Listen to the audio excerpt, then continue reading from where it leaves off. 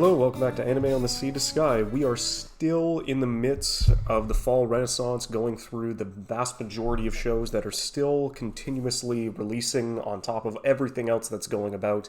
Since over the past week, we've added a couple more big hitters into the lineup in the sense that we ended up getting the Kaiji soccer spin-off in terms of Blue Lock. We ended up getting the first episode after what I believe is a 9-year hiatus. Bleach is finally back on television screens, and we end up getting the 1,000-year Blood War. And to top it all off, we finally got the premiere of the first episode of Chainsaw Man.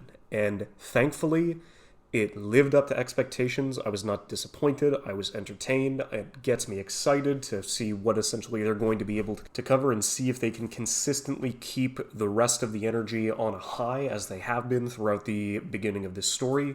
Really enjoyed the movie references in the opening, and at least the first ED where on at least one of the streams it wasn't one of the major tunes, that ended up getting uploaded to YouTube, but you ended up just getting a classic Chainsaw Man themed ED, as well as some credits scrolling down. So that was kind of an interesting choice to go through, considering the amount of ED themes that are going to be lining up for the rest of the season. But you know what? Still enjoying it, and I'm going to try and press this to everybody who is still kind of on the fence about it, because now that I know that the first episode is not disappointing, I can go full hog on that one. And the final two pieces, I guess, that still haven't been added to the seasonal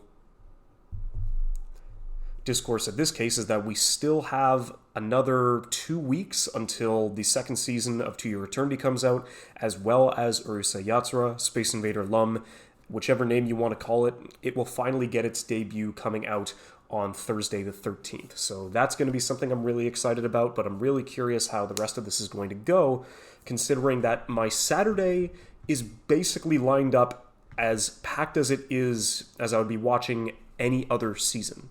Considering the amount of shows I'm watching on Saturday alone equals the amount of content I normally go through a regular anime season, considering that now everything has been filled out. We basically have, the smaller end where I can't necessarily call it like a full episode because I've already seen it, but going back and rewatching Berserk's Golden Age trilogy films in a weekly format, you know what, it's honestly fine.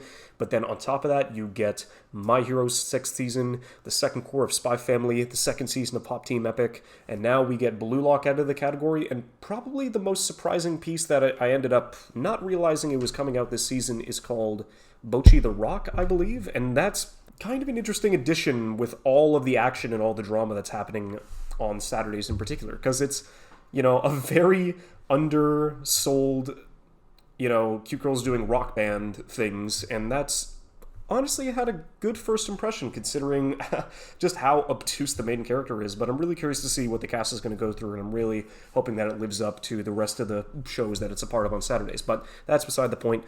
I'll get to another episode once all the shows are out, so I can at least save that. But for now, we can get into a couple of other things that ended up popping up over the last week. In particular, we got some more Pokemon Scarlet and Violet news in the sense that we know it's going to be debuting worldwide on the Switch on November 18th. The big gameplay, Switch eDirect or Nintendo Direct that they ended up putting out basically showed us how much of an open world it is. You have a lot of free reign, very much so kind of like Arceus, as long as you avoid Pokemon at particular levels. There's a crafting system for a lot of items inside the world, which I don't know how I'm really going to be interacting with that too much, because I did like the change where it's just, hey, guess what? All the TMs, like the HMs were already permanent, so you could use them as much as you wanted, but now on top of that fact, you also have, crafting particular TMs, so they have a limited use, which considering that you can craft multiple, definitely seems like they're only single, so it's just like, oh man, I like the change where you could actually use those and not have to be like, oh, well, if you use this one TM on one Pokemon and you can't buy it at the Superstore, well, guess what, you're shit out of luck. So that was kind of tragic. But the other piece of news that also came out recently is that they also debuted the Electric-type Gym Leader, who is a online streamer influencer online show type sort of deal, and people are already freaking out, but I'm just going to be cautiously optimistic. But it just seems like, I don't know why, but it brings it more into a more grounded in real life scenario that I don't really know matches and fits in well with the Pokemon universe. I just don't really know how to feel about it. I don't hate it. It's just, it kind of just came out of nowhere. So that's like the only major piece that's kind of awkward, like leading into the rest of this. But to be fair, I'm really curious to see how they're going to be taking it for the rest of it, since there's just over a month for it to go. I'm probably not going to get it on the first day. I'll probably wait until like maybe December or Christmas to like give me a better idea about if I want it or not. So if that's the case, I can just get it for free. So that would be nice. The game that I'm more curious about coming out for even weirder reasons, but more just nostalgic in this case, is that the new Modern Warfare 2 that's going to be popping up, I believe at the end of October, is going to be a really weird flashback, especially if I can convince the rest of my buddies that played it all the way back in 2008 or 2009 it was. If we can get that original crew together and just start playing that on Steam, that's going to be really fucking weird, but I can imagine it's still going to be a blast to at least relive some of the overpowered pieces and overtuned parts of the gameplay inside of Modern Warfare 2 that really made it endearing to most and completely spiteful and chaotic and just detested by others. But I'm really curious, and I'm more excited about that than any of the rest of the games that are going to be coming out this year. Considering that I don't have an Xbox and I don't have a PS5, I know that God of War is coming out, and I know that there's going to be a couple of extremely huge and influential titles also popping up, but that's going to be beside the point. But then Nintendo didn't stop there, because on top of that, we ended up getting the first look at the new Super Mario Brothers movie. It looks good. Like, it looks really good. They did a fantastic job at bringing that kind of world to life. I don't care for Illumination that much, because they know they found their one product and they decided to milk it and its brethren until there's absolutely nothing else to be done. But what their team is able to do in bringing an already existing world to life inside of their own engine, that's definitely what I was curious about, and I'm glad to see that it looks phenomenal. And I am really enjoying Jack Black's rendition as Bowser with the only handful of lines he was able to go through and kind of experiment with. The one that everybody else is pointing out towards is like, oh, Chris Pratt, he really decided to go through and try and get himself into the character as Mario and try to put on an accent, where it's like, no, it's literally just Chris Pratt. There's just no other way to explain it, in the sense that it's literally just Chris Pratt putting on his own voice to go and play Mario of all people. So it's just, everybody was kind of a little shaken up by that, and it's funny for now, but it's not really going to be unless like something changes in that aspect, which it probably won't by the time the movie comes out.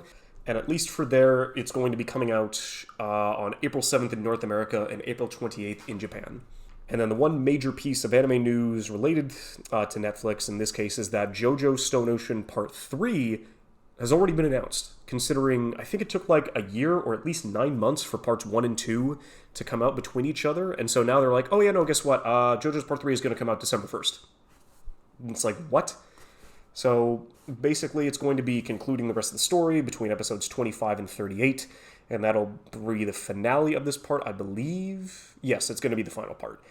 Considering I'm close to catching up, I believe I'm on episode 16 of part 3, so I'm really, or part, not part 3, part 6. So I'm really curious to see how the rest of this is going to go, because the stands are getting more interesting and the battles are getting even more chaotic than I would have ever expected. So I'm really interested to see how the rest of this is going to go, especially with the fact that Dio is being referenced too many fucking times for this to, like, even in part 6.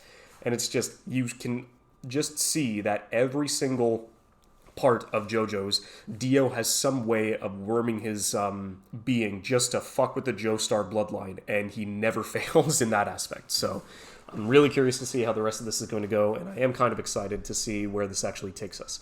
Now, what I'm also excited to go through is that this idea has been kind of floating around in my head for quite a bit, considering that it's getting to the point now where I just passed 10 years of watching seasonal anime, and we're in the middle of the fall 2022 season, so it might be a little early, but I kind of wanted to see how I would be able to do this, considering that if we do it by a full year, 2012 was the first year that I ended up going by seasonal anime every single year, and when I really started to get into the medium and really start to enjoy it and get invested in everything that was a part of it. So leading into this, we're going to be going back 10 years into the past to kind of have a screenshot and have an idea about what essentially was happening around that time in not only the internet sphere, but into anime as a whole. And I guess the easiest way to start that off would be back in winter of 2012, beginning on January 6th, I believe, was the first set of shows.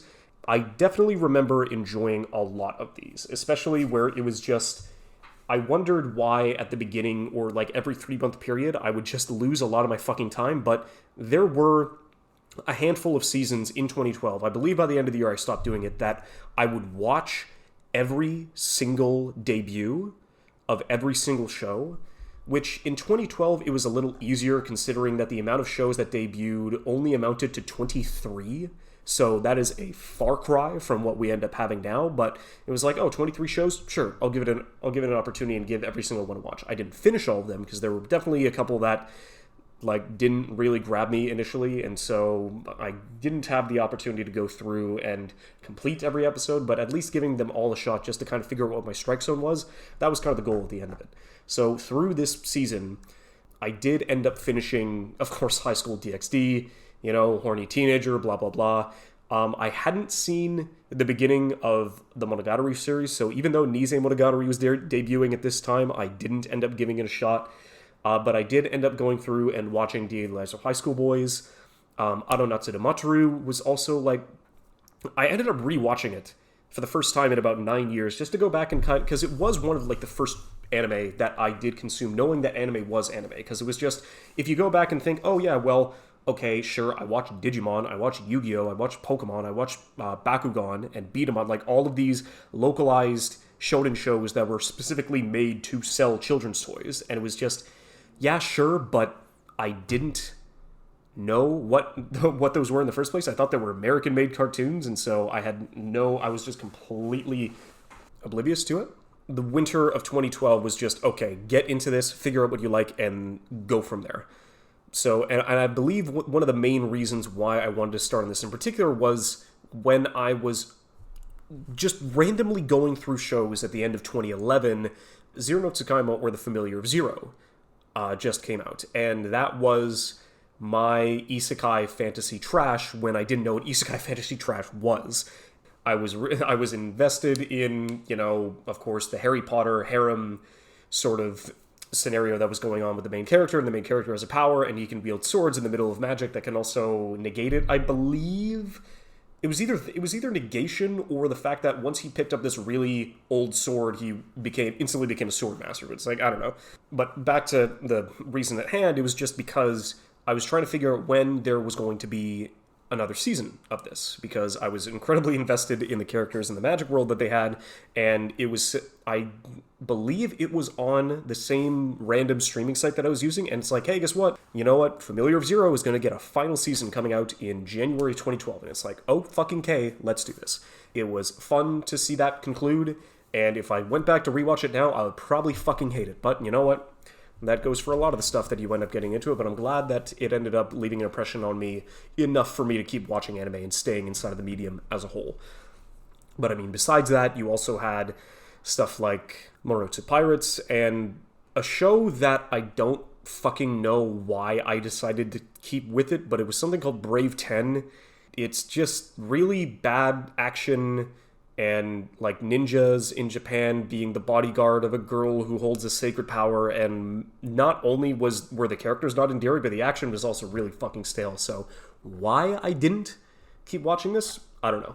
But I mean, if I decided to get into it at least a season earlier, then it would have been kind of crazy for all of the leftovers, the stuff that started in 2011 that ended up carrying over into 2012. You had the Hunter x Hunter 2011 remake. You had, for better or worse, Mirai Nikki, who was making the rounds on the pink-haired yandere love interest. You had the second half of Guilty Crown, which, bad as it is, I would imagine would have been a really cool thing to start out the rest of it. Shihaya Furu was a show I would definitely not get into, but looking back on it now with how much I really love this series and loved the third season, it would have been a phenomenal starting point for me to get on. I was watching random episodes of Shakugan no Shana's third season because that was the final one. It's like, oh, that's weird. I was watching random episodes of Persona 4 the animation because a buddy of mine, had played Persona 4 and he was really invested in it. It's like, oh, so what exactly does this bring? Why does he like it so much? It's like, well, it was kind of fun. The characters were enjoyable, but I had absolutely no idea what was going on, so I think I dropped it pretty soon. If there was anything that the early 2010s were definitely known for, they were still on the 2000s era of just a special for every show, an ONA for every show, an OVA for every show, just everything like there always had to be supplementary material to add on to the DVDs and the Blu-rays to go through, so there were always extra episodes, extra like supplementary content. It was just kind of nuts. So to be fair, it wasn't a great way to start getting into seasonals, but you know what? I stuck around for the long haul, so at least it did its job in that regard. And like looking back into 2012 as a whole, there wasn't as many major news pieces going around. Well, there were definitely a lot of tragedies, more than you would like to know, but besides that, there were a lot of uplifting points in terms of not only the indomitable human spirit, but basically how we were able to move forward in not only society but in science as well, considering that in that year we ended up getting the Higgs boson being discovered by the Hadron Collider at CERN. The 2012 London Summer Olympics were a fantastic event to go through. It was, I mean, I didn't watch the 2008 Summer Olympics back when they happened, but I definitely watched the 2010 Winter Olympics, considering that, Vancouver, you gotta get in on that. I really wished I was born a couple years earlier so I would have been able to enjoy that kind of energy as a legal adult, so I could have gone around and like drank with my buddies to have the opportunity to go through and watch some events and see Canada succeed in such a way with gold. But I wasn't able to do the same thing in 2012, but even then, the Summer Olympic stretch and schedule didn't really jive with me as much, so I don't remember a lot that happens on it. But I do remember the Curiosity rover having the opportunity to land on Mars and how big of a deal that was at the time. So that was a phenomenal step forward to actually have that go through and land on Mars and still have the opportunity to go through and continuously collect not only samples but info on the planet itself. I mean, unfortunately, Kony 2012 also happened at that point in time, and we ended up getting... Now, like, I don't believe it's the first time we had a COVID strain lead through, but there was a COVID virus, COVID-12, leading through Saudi Arabia at the time, which at this point was just called MERS COVID or EMC 2012. I was just, whoa, that's a really fucking weird coincidence where it's just looking back on that, it's just, there was a COVID strain that existed back in 2012, but it just, yeah, I didn't have... Let's just put it this way. I was a teenager. I didn't understand. It was far away, and I didn't care. What I did think was cool is that Felix Baumgartner was able to break the fucking sound barrier by hurtling towards the Earth at an astronomical speed. He jumped from an air balloon hovering above Earth's atmosphere at 128,097 feet. And he not only broke the skydiving record, but he was also the first human being to break the sound barrier without the assistance of machines. I mean, besides his suit keeping him alive, but the fact that he was able to do that without any jet propulsion, without any kind of forward momentum being carried about it, it was just him and gravity. And that was fucking insane to watch as that unfolded. For 4 minutes and 19 seconds, he free-falled towards the Earth before opening his parachute. Like, unfucking believable. That shit was crazy.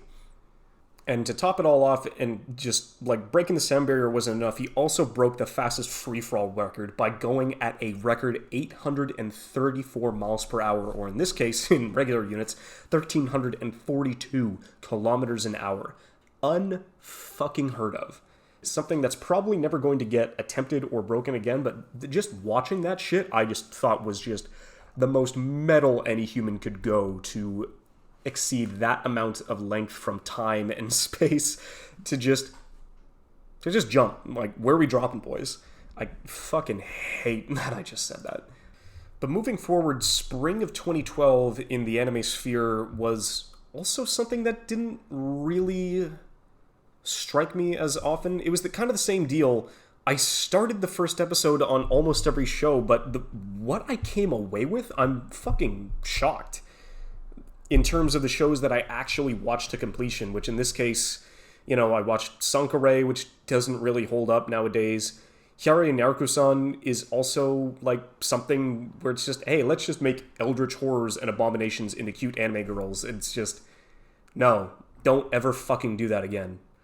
Achikochi, to be fair, though, if the whole cute girls doing cute things or the cutesy slice of life, like if you just wanted a very grounded, slow, down-to-earth, relaxing show, this was probably the first one that I ever watched, and it was easily the second best show that I ended up watching that season, because it was just Yeah, no, it was, I think, off after the first minute of the first show, it's like, oh no, oh no, Sumiki's just cute. It's just, what the actual fuck is going on with this? And it's just like the tiny, like, that was my first indoctrination to Moe, and it unfortunately worked for a good amount of time, and it was just, oh man, look, she was adorable, especially with all the interactions she had with her friends and on her crush. It was phenomenal. What wasn't phenomenal, and also what I want to go back in time and ask why the fuck did I ever finish this, was the Shining Hearts adaptation of the Bread video game, where a former swordsman shows up on the beach losing all of his memories, and they go around... I've just wiped all of this from my mind because it's incredibly easy to forget as well, where it was mostly something along the lines of, he used to be, you know, a great warrior who failed in his last battle, and he lost his memories and washed up on the shore of some quaint fantasy town, and then it was 11 episodes of walking around doing nothing, and none of the characters were endearing, and I didn't care about fucking any of them. And then the last episode comes out, and he regains all of his memories, and it's just, oh, I'm a badass now. Let me go and sacrifice myself to save this town. And I can't remember if he just left or if he just vanished into thin air. I don't know. It was really fucking weird. And on top of the rest of it, it's like, oh, it was like, I'm trying to articulate how bad this show was. But that's unfortunately all I can go, and all I can say about it is that it deserves to just fade into the embers of time and just be completely forgotten about. Thankfully, what I did remember was the first Kyoto Animation show that I ever watched, and that was Hyoka. It was and still is, I believe, the best show done by Kyoto Animation because it encapsulates every single other slice of life high school pseudo-romance show to a T, but it does every single one of those silly and overdone tropes, like, down to perfection. Like, it is the perfect high school slice of life show, which does not sound engaging, it doesn't sound interesting, but the way that the directing goes inside of Hyoka, how beautiful it looks, the way they're able to consistently not only do solo vignettes, but also continue on with, like, ongoing plots that take a couple of episodes to go through. Oreki is kind of just a pseudo, almost knows everything main character, and it's kind of crazy what his powers of deduction are able to come down to at the end of the day, but it doesn't matter because I just enjoyed the interactions between not only the main four, but everybody else that they end up meeting inside of the school, and it's still just phenomenal. I mean, going back to rewatch it after years and years and thinking, there's, like, okay, it was one of my first shows, it was a fluke, it's got to have deteriorated over time. And to my surprise, when it didn't, I was like, oh, it's actually really fucking good and even better on rewatch. So that, considering, like, now that I know Kyoto Animation, now that I knew who was inside the director's seat and all the people behind the team and what they were able to do to elevate this relatively simple story, it was still a phenomenal effort done by everybody else. So in terms of Kyoto Animation, Hyoka, I believe, is their best work, where my favorite work is Tamako Market, which next year, I might, if I do this again next year, I'll probably go over Tamako Market and just continuously praise that show even more than I already did in the Valentine's episode, but that's beside the point. I'm also kind of shocked that inside of that season, because I didn't know who was doing any of these shows, I dropped Kuroko no Basket after one episode. I didn't know what Fate Zero was because the second season started to air on that one after a split core. Excel World, I hadn't watched or talked about a show that is going to be coming up later in this episode, and so it also kind of looked stupid. Surprisingly went through an episode of Kids on the Slope, and I didn't like it, and then came back to it years later, and it's like, hello, dude, it's Shinichiro Watanabe, hello, and so it's just, I don't know why I didn't decide to go in and have the opportunity to watch it, but it was like, oh, 60s Japan, it's not that interesting, it's just, well, don't worry, you'll find it interesting. And at least besides the major pieces of news online going through, probably the biggest influence on a lot of the content and pop culture as a whole, as it was finding its footing, was YouTube. And like leading into 2012, who was at the top of the list, which Of course, like Ray William Johnson was doing his reaction videos and was just sitting on top in terms of like easily consumable content, stuff that you could upload daily and consistently like racking up views to make sure you were always in the collective conscience before the reaction thing like really took off. Doing it back in 2012 and using like daily pieces of the internet to actually go through now that YouTube was getting more and more traction for the rest of it, like Ray William Johnson like easily found that formula and just skyrocketed that idea to its utmost potential, where nowadays everybody kind of just does the same thing. But back then, really funny, really endearing. And at the time, it was endearing with Nigahiga because he was used to be at the top and then became second after Ray William took the top spot inside of at least the subscriber count. I don't remember subscribing or watching a lot of his content. I didn't really find too much of it funny, but it was still fun enough at the time whenever you would see like any random video of his pop up where it was just like standard Asian stereotypes as well as a couple of music videos here and there, so that was fine. Smosh, I think I remember watching a handful of Smoshes, like either inanimate objects fights or food versus food fights, just very vague stuff, but it was something that I never really like clasped onto. PewDiePie at the time, through 2012, got the most meteoric rise of popularity and subscriber count out of anybody on the platform inside of that year. Like, that was where he just broke into the stratosphere and like didn't break the top spot immediately, but he would soon do so come into the next couple of years. But it was definitely 2012 where he hit his meteoric rise, and and the sky was the limit for him at that point. Looking back on it, I think the biggest pieces on the stuff that you could upload and accomplish inside of that, especially when it comes to video editing, you had Freddie W. and Corridor Digital, who were just like at the forefront of all of that kind of stuff with every single one of their creative videos, where a lot of them did revolve around first-person shooter games, as well as, what was it? I believe Guitar Hero was Freddie Wong's like big breakout hit, getting a lot of people's attention on that point. And so you were able to get like a lot of different perspectives. I mean, first person and third person in particular when it came to his early videos. And he would later like find more pieces of content that he could elaborate on, but the majority of them were shooters. Whereas Corridor Digital, they were able to just create almost anything with the kind of software. They were a lot more flamboyant, I guess, and productive with all the stuff that they were able to create inside of their videos. So it seemed like they had a lot more creativity under their belt, but it was definitely the best of both worlds when they were able to collaborate into the video game high school adaptation that they were able to go through and make on YouTube. And that as a production was a phenomenal way to bring everybody that you knew inside of the YouTube sphere and actually have the opportunity to go through and put it inside of a setting that would be instantly recognizable and easily adaptable, as well as a low bar of entry. So that was a phenomenal piece that added to the YouTube landscape as a whole, especially when it came to high-end productions on that site, where a lot of it was just fan-made. It was definitely an interesting step in the other direction. Oh yeah, and Epic Mealtime too. Epic Mealtime was honestly just a phenomenal addition to the rest of it, and it was something that I was really interested in watching every week. It was so weird just seeing all of their faces inside of a couple of the productions of stuff that I hadn't watched in years, as well as the YouTube Rewind 2012 edition when people still enjoyed it. It was just a blast from the past, and it was definitely something that I do enjoy looking back on, and I kind of look back fondly at that YouTube landscape, considering that it was just on the twilight era of being able to do whatever you wanted on YouTube, and having the opportunity as the internet being the wild, wild west of any kind of content and creative freedom that you were able to go through. So I definitely miss it. I miss it fondly in that case, but you know what? You have to continue to move forward and continue to evolve.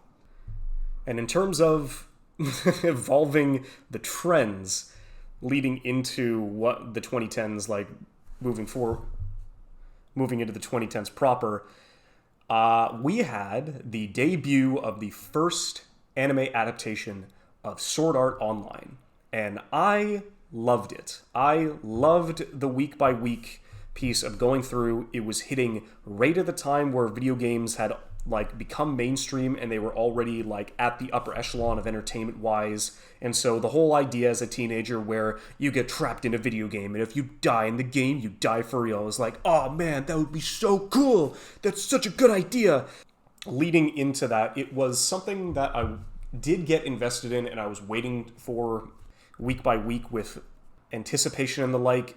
It was which I started to teeter off as we ended up getting into Alfheim. I do remember really enjoying the first 14 episodes, I believe, which were the Aincrad arc, and then the last 11 led into Alfheim, and I really started to fall off, especially towards the climax of the final episode. So by the end of 2012, that was my whole, critiquing birth, where it was just, oh boy, it used to be good, but this is why it was bad. And I remember getting the most upvotes I ever had on a comment in any piece of Reddit media, because for better or worse, I started on Reddit in 2012 as well, so that's just, take that as you will. Holy shit.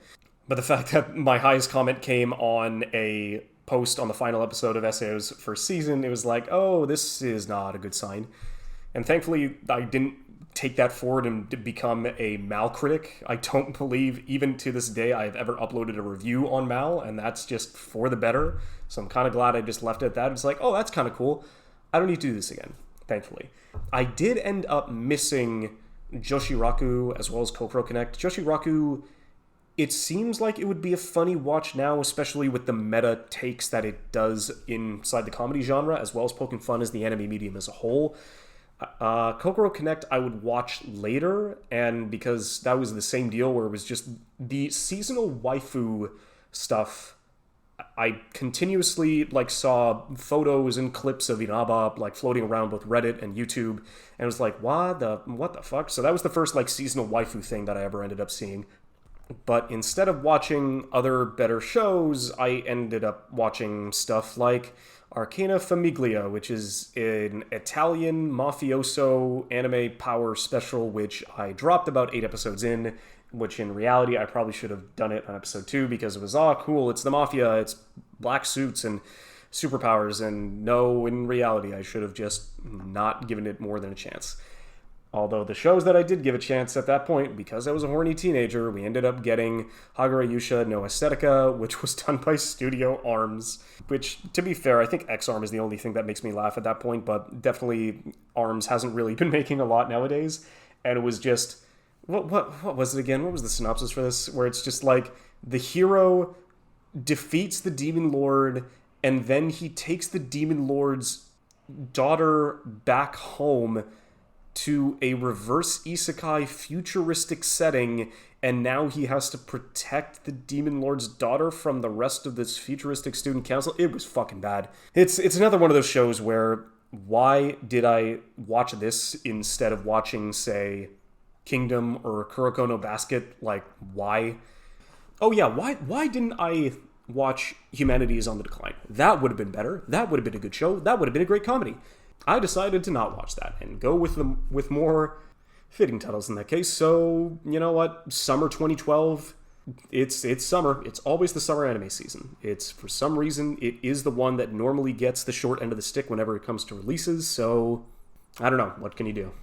But in terms of the other media I did end up watching, there were huge pieces of film that ended up coming out in 2012. A lot of blockbusters, a lot of part 2s, a lot of conclusions, a lot of rebirths, and a lot of very interesting introductions, not only in animation, but for live action as well. I never got into the Twilight series, but Twilight Breaking Dawn Part 2 capped off the entire Twilight saga and franchise, and nobody else ever ended up talking about it after that. The Dark Knight Rises, while a fine movie at the time, definitely started to erode as the months went by, and it was just kind of one of those movies where I didn't really enjoy it in hindsight. And as it's gone on, a lot of people just say, hey, just watch The Dark Knight, because in all honesty, you could just take the standalone, you could just take The Dark Knight as a standalone experience without having to watch Batman Begins or even watching The Dark Knight Rises afterwards. considering how well it does as a standalone story, as kind of like an introduction or a secondary introduction to the Batman character. Even though there have been a lot of good live-action Batmans prior, since you had Michael Keaton, but you had never really had a even with the Joker, even Jack Nicholson's Joker did a fantastic job inside of that, as well as Mark Hamill inside the animated series. But what you were able to accomplish with Heath Ledger's Joker, like everybody else that has said before him, it's the best Joker rendition in any form of media ever. I do agree with that, but it was just something that was so phenomenal and something that we didn't really know what we had, especially after Heath Ledger's untimely death. It was just something that I'm glad has stood the test of time, and something that we can still go back on even with the amount of perforation and Batmans and different movies and films and TVs and for the rest of it, but that's beside the point. You still ended up getting other comic book stuff like The Amazing Spider-Man with Sony's take, so they were going to throw their hat into the ring, and the first one was fine, so it got the series going, but man, did that just not age gracefully, especially with how the rest of this franchise ended up going on. But we did end up getting a good conclusion to Phase 1, where I do remember the biggest reaction I got. I do remember the best experience out of all the movies that I ended up watching that year was grabbing about 10 of my friends and ordering tickets at school to go see the Avengers film. And the first Avengers film was a treat. It was a phenomenal experience to just go through and enjoy that with everybody else, and everybody was laughing at the jokes. Everybody was just going through from hysterical laughter to brutal silence to like all getting hyped up and pumped and engaged in the moment. Kind of like what modern shonen movies are doing now. The Avengers was definitely a movie where it was the first time I had ever experienced audience interaction, where everybody was there. They had all seen the same 4 movies that you did, or at least most of them, and they had all like known the same amount of stuff that you did, and you were all there to share the same experience. And it was a phenomenal time, especially with all my friends that ended up going out around that day, since we were able to go and set that up and see it on day 1, not the midnight screening, but day 1. We were able to go through and all enjoy that as a crew and as a unit, and have that opportunity to just go and experience that for ourselves. So that was honestly awesome. And then another one, which I say conclusion, which it definitely seems so at the time, because, Skyfall was a really good Bond film. I really enjoyed it, so that was honestly a great piece to go through. It's just that Spectre and No Time to Die have just sullied it a bit, and it's just like, oh, Daniel Craig will never make another Bond again. So, dude, if they give him another $100 million, of course he's going to say yes. But besides that, we ended up getting the first young adult novel adaptation that I ended up liking through The Hunger Games, and that was still good. It's just that at some point, I don't know if it was before or after. It was definitely before. Before I ended up watching the first Percy Jackson and the Olympians movie. Oh my god, did I fucking hate that. And I'll get to that at another point. Maybe I'll invite Cookie on so both of us can just go through and elaborate on why we despise that franchise so much. Thankfully, Disney Plus is going to be having a new live-action miniseries devoted to The Lightning Thief. That's what I'm curious about, and that's what I'm excited for. But besides that, Channing Tatum had an interesting back-to-back, a really good year for that, because he was not only starring in 22 Jump Street, but on the opposite side of the spectrum, he was also the main lead in Magic Mike. So, man, was he having a record year on that case. And then besides that, Quentin Tarantino ended up putting out Django Unchained, which was also a phenomenal film. Now, it was still incredibly violent. It was just, the violence was a lot more condensed than his other movies, so it was just all saved for that last 20-25 minute stretch, and that was crazy. But leading into at least the animation side of things, you ended up getting really lackluster and just complete failures in terms of both Brave and the Lorax. I say failures even though Brave and the Lorax were in the top 15 highest grossing films of that year, but looking back on it now, holy shit, are both of those movies bad? And then on the opposite side of the spectrum, you ended up getting stuff like The Adventures of Tintin, which, go watch Breadsword's video on that, considering it is a phenomenal movie in hindsight. I liked it when I went to go watch it back in 2012, but nowadays, rewatching it, it is a technical marvel how they were able to do any of that story justice, and what Spielberg and his team were able to accomplish with that story. Oh, it was amazing. And then the same deal, it was a really weird transition where it was like, oh man, I'm getting into anime, therefore all North American and all other forms of animation just cannot compare. I just can't deal with the fact that all of this stuff only comes out once a year, even more so that it takes them years to make any Disney or Pixar or anything, and these stories can't hold a candle to anything that these guys are able to produce out in the glory state of Japan. It's just, can you just shut the fuck up and let people enjoy things? If you did, you would have gone to go see Wreck-It Ralph, and you would have enjoyed the hell out of it. Because yeah, like at that point, it took me until last year for me to finally go and watch the first Wreck-It Ralph movie, and that is a really good piece of animation. Like, not only is the story good, the video game references are subtle, but they're all well placed in like the best of cases, as well as like the high moments and the low moments are just so poignant, and they hit their biggest peaks and their lowest lows at the right times in the movie. And it is still a fantastic story to be told. It's just that the second one is absolute dog shit, so just don't even like give it the time of day, but I will recommend the first Wreck-It Ralph by far. And then other pieces that I didn't end up getting to see until later in life would have easily been the first season of Gravity Falls. Phenomenal piece of animation. Everybody inside of that team now, almost like everybody who has touched that production, is also working on phenomenal pieces of animation to this day. So I'm just really glad to see how their careers have evolved and that they're still making great stuff even after all this time. And then to mixed success, you ended up also getting the first season of Legend of Korra. So the exact same thing, as where it's the same deal in a different state, because the highest highs of Korra rival Avatar, but it's the between it and Avatar, it has the lowest bars of quality, not only in animation but writing and story-wise inside of the entire franchise. It is just either phenomenal or it is abysmal. I think there's like one season in the middle where it's kind of like average, and it's just okay, that's fine. But there are really weird and like rubber banding pieces like that are attributed to that story, which is definitely not all of their fault, because fuck Nickelodeon in terms of their handling of the entire series. So they definitely take the majority of blame for this, and like you can only just apologize to everybody involved in the staff and Studio Mir. And it was kind of tragic to see how that went, but that's just how it goes sometimes. And then finally concluding the fall of 2012, it's kind of fucking crazy, like how hard this went off. In terms of, there were some shows that I liked and some that I disliked. There were a lot of stuff that ended up getting popular for random reasons, but regardless, just the bar of quality for not only original pieces, but adaptations as well, were just like really getting up there. Unfortunately, like it was in the middle of, SAO's second half, which was kind of a little bit of a clusterfuck.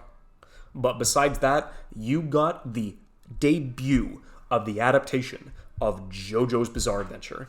Bar none, it was the most entertaining experience that I had that entire year. And it was so fucking crazy. And even though people say it's slow, it is a phenomenal start to what is now just a world-bending franchise as a whole. And so not only on that, you ended up getting phenomenal sci-fi dramas in terms of Psycho-Pass. The first season of Psycho-Pass is also phenomenal. Even though nothing in the franchise has even touched its quality yet, the first season still holds up to this day, and it is a fantastic show. Kyoto Animation ended up putting out their second work that I ever saw, which was Chunibyo. That had a great ending to the degree that it was still fun. It was still cheeky, funny, romantic. Sometimes the drama hit, sometimes it didn't. But I really enjoyed the final episode, and it led off on a good impression. Except I don't think I ended up finishing the season 2, and to that point, I haven't finished, what is the movie called? Take On Me? So that's also going to be something. I also really did enjoy the world of Sakuraso no Pet no Kanojo, even though nowadays, when I look back on it, it's pretty bad by just rom-com standards. It is definitely not something to be revisited or just looked at, because it's just kind of awkward. In terms of action and storytelling, you ended up getting both K by Studio Gohans. I believe they're the same ones that ended up doing Handshakers? Yep. Oh boy, yeah. WZ, Handshakers. K looked good. First season of Seitokai Yakuindomo looked good. Capellion, the filter was a little strong, so I can't really go and think back on that, but it was just like, yo, K, the style, the animation, it looked pretty good back in 2012. Besides that, in terms of other action, but with a wider story and a wider universe to cover, I ended up getting like my first major long-running shonen in Magi the Labyrinth of Magic, where long-running doesn't like when you say long-running shonen, of course you think One Piece, Bleach, Naruto, all that jazz, where it's hundreds and hundreds of episodes. Magi was, I think, to that the longest show that I'd ever completed, because not only did you end up getting the first 25 episodes starting in October 2012, but it moved on to like a 52 episode run, which was kind of crazy at that point for me to think about. But then like also random like action and blood and titties. You ended up getting Tomb, which was done by Madhouse, so of course it looked good. I didn't end up finishing My Little Monster or Tonari no Kaibutsu-kun, which in hindsight is the better romance inside of this season as a whole compared to Say I Love You, which at the time I thought, oh man, this is so sweet, this is so romantic, oh, I'm just getting the warm fuzzies just seeing these characters go about their lives and fall in love. And then going back, it's like, man, this is kind of sus, this is kind of boring. So in hindsight, My Little Monster was definitely like the best romance of that season, but then also you ended up getting, which is something I don't really know what I think about nowadays, but at the time it was a really good fantasy sci-fi story, which, it's kind of a mix of both once you get into it. But I mean, Shinsekai Yori from the New World, it was a really interesting world that they ended up setting up and continuously moving forward on that. Like, it had a phenomenal setup and power system and world building and a really good setting. It's gotten nothing but criticism as the years have gone on, especially by Digibro that I remember. But so it's something that I might have to rewatch at some point, but right now it's not a priority for sure. I did remember seeing other Bone stuff like Zetsuen no Tempest, which is a weird modern superpower setting based on William Shakespeare's Tempest. I watched a handful of episodes of Gintama Apostrophes season, which was the one where I believe they fight Oboro for one of either the first or second time. It's kind of difficult. I ran into Gintama like completely blind at that point, so that was really fun. A lot of good action, a lot of good music. That was my first entryway into Gintama, and I'm not gonna watch it all, but to this day, I'm pretty sure I've gotten like through 75 episodes of Gintama, so getting there. I did end up dropping stuff like To Love Rude Darkness because it was just it was horny, but not horny enough. Codebreaker was easily the worst action show of the season. I dropped that. Little Busters was it a key adaptation? Yeah, it was a visual novel adaptation. I believe it was a key adaptation as well, done by JC Staff, but it was one of those, weird fantasy mystery shows based on slice of life high schoolers that got more and more boring as it went along, and I never did end up finishing until years later, and it still didn't hold up. Robotics Notes was definitely something that was also like, wait, this is it's one of those semicolon ones. Oh, so this is something before I ever watched Steins Gate, apparently this was done by the same company that did Steins Gate, and it was an adaptation of a visual novel because they were building a robot, but I don't know. That didn't end up taking off. Wow, Zion Saga DT. I only remember the fact that dude gets both of his balls busted in one episode, or in not one episode, but separate episodes. The dude gets kicked with fucking spiked cleats, and he gets one ball broken, and then he gets another ball broken at a later episode. And he's like, oh my god, I can't return to my fiancée. She's going to hate me because I have no more balls and no more way to conceive children. Oh my god, my life is over. That's the only thing I remember from that show. What were the big ones? I didn't end up reading Bakuman. I still didn't watch Jormungand or Medaka Box. Nekomonogatari ended up coming out inside of that season as well, and it wasn't something that I was able to go through and jump in because it was the same deal. It's like, oh, so it's the same one as this one, but I don't know what's going on, and so I promptly dropped it and picked it up a couple of years later when I finally did end up going through the entire Monogatari series, and that was definitely a much more enjoyable experience. But something that was a really weird way to end off, which was one that I didn't end up jumping to like years later, considering it was one of the initial shows done by Studio Trigger was Inferno Cop. Even I was like, man, this looks fucking stupid, and it did for a good time. And the fact that it was a duo production between Comics Wave and Trigger with an A and a B team, and just alternating, as well as just throwing in the randomest pieces of comedy, as well as like action that you could probably just do in Photoshop. Man, was it weird. 2012 was like a really weird case. A lot of up and downs, a lot of just really shaky pieces of animation shows. Like, just like every year. It's just like every year. It's just like life. There's ups, there's downs. There's a couple of shows that are going to bring you on and just re-examine your ideas and strengths of the medium, and the other one also just makes you just question your own life choices and why you came here in the first place. I don't know, 2012, overall, with me getting into anime as a whole, I'm surprised. Like, me nowadays, if these were the shows that I had to watch, I would not hold on to a lot of them. I would have watched a fraction in terms of what they were able to go through and produce and accomplish, and there were definitely only probably a show a season that I would have really enjoyed. So, in hindsight, it wasn't that good of a year, but at the time, what can I say? It ended up getting me deeper into the medium of anime than I ever would have thought possible. So, at least I can give it that.